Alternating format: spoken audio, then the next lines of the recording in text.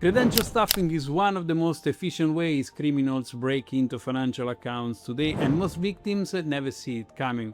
It starts with a password you reused, and in this video I will explain what credential stuffing is, how the attack works, and how to spot the sign that an account has been compromised. Also, how to protect yourself and your customer from account takeover. Criminals take username and password combinations leaked in all data breaches and test them automatically against banking and payments platforms. Most of those fails, but enough succeed. So let's jump into today's video.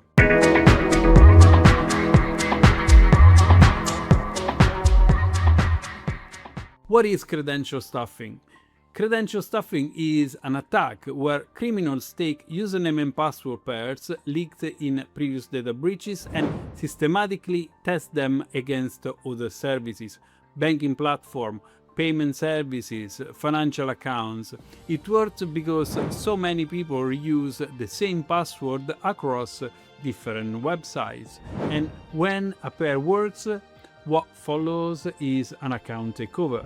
The attacker is now logged in as you, and this is industrial, is not improvised. Every major data breach produces a dataset and billions of credentials circulate on the dark web market. Cybercrime as a service has made those databases available to anyone that is willing to pay. ENISA, the EU cybersecurity agency, consistently identifies credential-based attacks as one of the leading initial access vectors, and the FBI IC3 highlights account takeover as a significant contributor to cybercrime losses. Let's see more in details how this works. Phase 1, the acquisition. The attackers buys a breach dataset. Combo lists that aggregate multiple breaches are especially valuable. Individual datasets are cheap and volume is not a barrier. Phase 2, automated testing. Specialized tools test each credential pair automatically, rotating IP addresses, simulating human behavior, managing timing, and sometimes solving even captchas. A single operator can test millions of pairs in just a few hours. Then phase 3, account takeover and monetization. When a pair works because of the customer used a password, the attacker has access. What follows is an unauthorized transfer, changing contact details to log the real customer out of that account and harvesting store card details or even selling verified account access. Before we continue, a word from this video sponsor, Coveron. Credential stuffing works for one reason: your old passwords are already out there, sitting in a breach data waiting to be tested. The earlier you know a credential of yours has been exposed, the sooner you can change it and close that window. Coveron is an identity and financial protection service from North Security, and this is exactly where it fits in today's topic.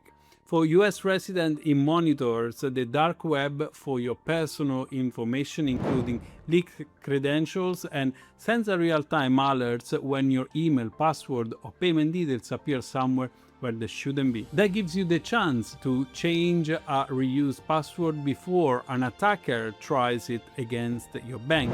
It also provides credit monitoring, so if someone uses access to open new accounts or credit in your name, you are notified early. Find out more by visiting the Coveron website at coveron.com/FinCrime Agent or tap the link in this episode description right below.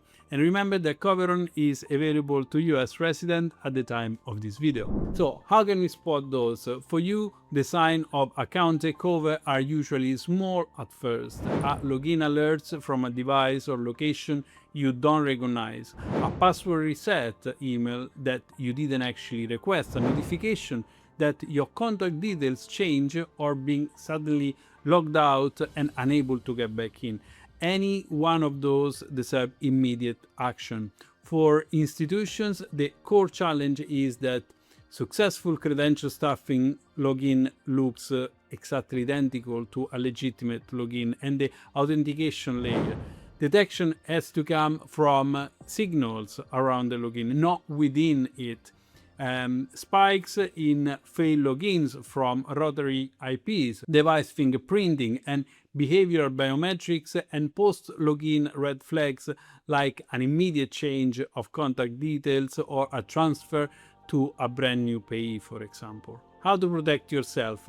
If you're protecting yourself, stop reusing password. A password manager and a unique password for every site removes the raw material that these attacks actually depends on. Turn on your multi-factor authentication everywhere that is offered, especially on banking and emails, and act the moment you get an exposure or login alert. If you're protecting customers, multi-factor authentication is now a baseline expectations, and password-only authentication for high-risk transaction is a control gap that regulators will notice. So, real-time notification of login events, device changes, and unusual activity is both a protection measure and a reputational necessity.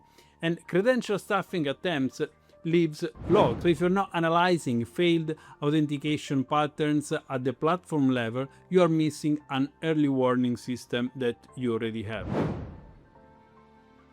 From an AML perspective, compromised accounts get used in two ways mainly: as a cash-out vehicles where funds from other crimes are moved through them to obscure the origins, and as a layering mechanism with multiple small transfers timed to avoid monitoring thresholds. Your transaction monitoring needs to catch this post-compromise pattern: sudden change in behavior, transfer to new payee shortly after a login event, and when you identify account takeover, the SAR should address both the fraud event and the subsequent transaction behavior. In fact, FinCEN has addressed the intersection of compromised account and money laundering. Before the recap, a note on something directly relevant to this series. If your firm is starting to use AI tool for investigations, suspicious activity reporting, writing, adverse media, sanction screening, the question isn't just whether AI helps, it's whether the way you are actually using it is defensible in front of your second line, your auditors, and the regulator. My FinCrime AI Accelerator is a practical course built specifically for AML, KYC, sanctions, FIU, and QA professionals, covering real prompts, workflows for financial crime work, a governance framework for regulated environments, and the human review discipline that keeps AI use audit ready. So 5 modules, 6 reusable prompts, workflow chains, 5 professional assets, in total £99 is a lifetime access with 30 days money back guarantee. You will find the link in here, fincrimeagent.com/AI-accelerator, and the link is also in the description of this video. So to recap, credential stuffing is industrial scale fraud infrastructure. Breach data is the raw material. Automated testing is the method, and account takeover is the outcome. Detection at the authentication layer isn't enough. The signals that matter sits around the login, not within that login.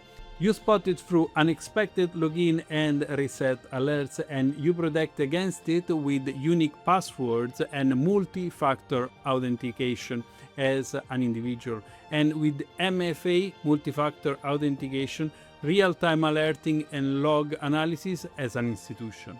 From an AML angle, compromised accounts serve as both cash out and layering tool. So your SAR has to capture both the fraud and the money movement. If you found this useful, do press the like button and subscribe, and also please share this video with someone in your team, perhaps that is working on cyber-enabled fraud or account security. And thank you again to Coveron for sponsoring this video. I'm Marco Beranzoni, and I will see you in the next one.